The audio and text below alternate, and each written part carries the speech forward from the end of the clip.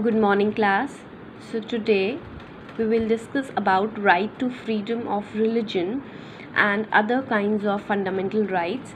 So this chapter, rights in the Indian Constitution, is continued from the previous class. Okay. So in the previous lecture, you were introduced with right to freedom of religion, and we discussed about the introduction paragraph of this. Okay, and also going back to the key terms of right to freedom of religion, it basically talks about that how, since India is a secular country, so we do not promote any religion in the offices, or any form. We do not have any formal religion. The other thing is that everyone in India is free to profess and choose a religion, to follow a religion, in fact, be associated with any religious authority, or to pay taxes to a religious authority, or help build a religious authority to grow, okay, and spread awareness about their religious authority, and so on. Now, today we will further discuss about this right to freedom of religion, and our topic is freedom to faith and worship. Okay, faith is basically what you believe in, and worship, so which god you worship or which faith you worship. So you have a freedom of your faith and worship. In India, everyone is free to choose religion and practice that religion. Freedom of religion also includes the freedom of conscience. This means that a person may choose any religion or may choose not to follow any religion. Freedom of religion includes the freedom to profess, follow, and propagate any religion. Freedom of religion can Freedom of religion is subject to certain limitations. Now, what are they talking here? They are basically saying that in India, you are free. You are free in what sense? You can choose whichever religion you want to, and you can practice that religion. Okay, since India is a democratic country, so there is no pressure on what kind of religion you want to follow or you don't want to follow. It is completely an individual's choice. Freedom of religion also includes freedom of conscience. Now, what does conscience means?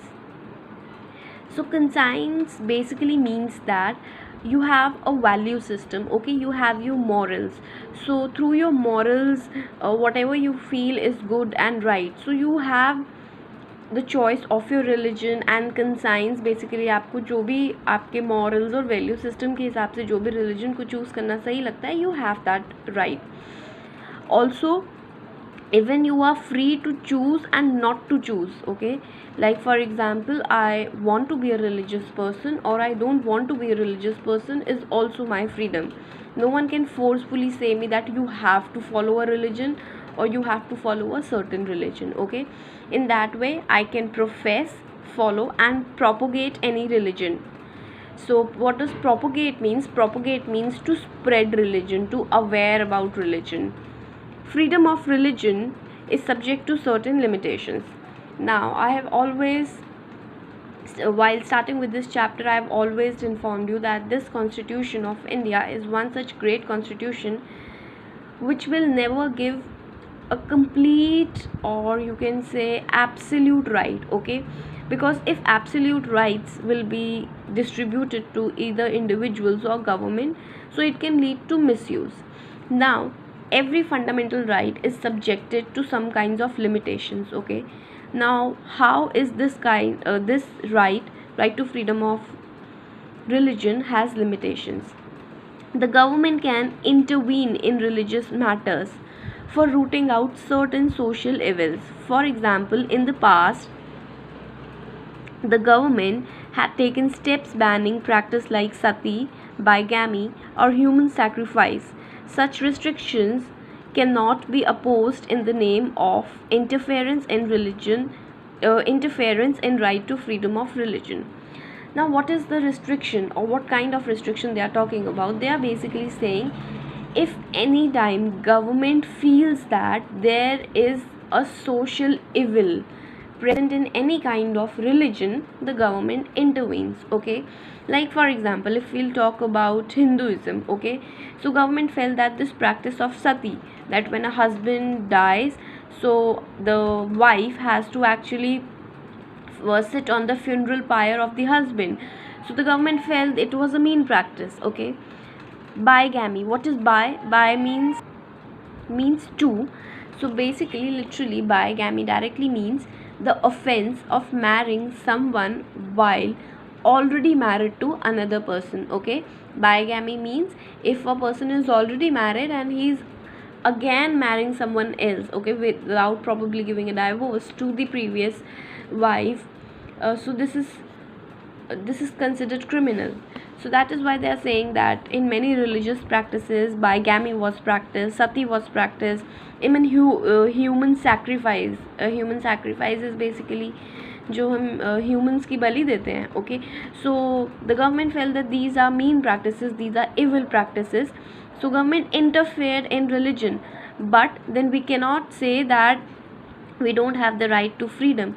These are interventions important on the part of government, but by no means we can say that these are harming our freedom of religion. Okay, another thing, the limitation on the right to freedom of religion always produce tensions between followers of various religion and the government. When the government seeks to restrict some activities of any religious group, people of that religion feel that this is intervention in their religion. Now whenever there is some kind of intervention by government on grounds of religion, for example government को लगता है that all these practices like sati, bigamy or human sacrifice is wrong, and if government is trying to remove these practice or consider these practice as ban or illegal, तो जिस भी religious community के लोग होते हैं जिसमें intervention किया जा रहा है, they are not happy, they do not like it, and they directly feel that since we have right to freedom of religion, you cannot come and ask us to do certain kinds of ask us to do or not to do certain kinds of religious things. So every time when government intervene in kind of religion things, even if they are doing something for good, the community people are not happy. Now another example could be the concept of triple talaq. So everyone know that we have basic fundamental rights, and the concept of triple talaq is actually violating the freedom of women's Muslim women. So it is actually violating their fundamental rights, but then the community was not happy. In fact, many a times when government is bringing out certain laws, government is very conscious about religion. Example, like when we are going out, okay, so this you have laws, okay, that you have to wear a helmet, but for especially the community of Sikh, they are given the choice. Okay, so it is not that government is very harsh, but whenever government try to bring in any good policy, so the community members, they do not like, they feel it is an intervention in their religion. Freedom of religion becomes a matter of political controversy for yet another reason. The Constitution has guaranteed the right to propagate one's religion. This includes persuading people to convert from one religion to another. However, some people resent conversation on the grounds that these are based on intimidation or inducement. The Constitution does not allow forceful conversation. It only gives us the right to spread information about our religion and thus attracts others to it. Now, another ground on which there is always a controversy, a political controversy regarding the right to freedom of religion. Now in this freedom of religion, the government says that one can actually profess, follow and propagate religion. Now propagation basically means spread. Okay, now in this name of propagation, sometimes what people do, people of one community try to forcefully ask the people of other communities to convert into their religion. Like for example, I am a Hindu, I am a poor, and I'm not happy with my religion because it consists of caste system, it is favoring Brahmins or any such things. Let's suppose a Christian came to me, he started offering me food and everything, and then on the name of giving me food, he or she is trying to influence me. And in that influence, okay, that influence is also good, that they are trying to influence me, saying me to read their religious book, making me aware about their religion and everything, that is also good. But on that pretext, no one can force me to convert into Christianity or to convert into Islamism, no. So the government says one has the you have this right, okay, that if you feel like spreading information about your religion, you are free to do that. But on that name of persuasion, or in the name of propagation, you cannot forcefully ask someone to convert into your religion. Okay, so this is all about freedom of religion, and we need to study this next topic also, equality of all religion. Okay, so in general you need to understand that since India is a secular country, India does not officially recognize any religion.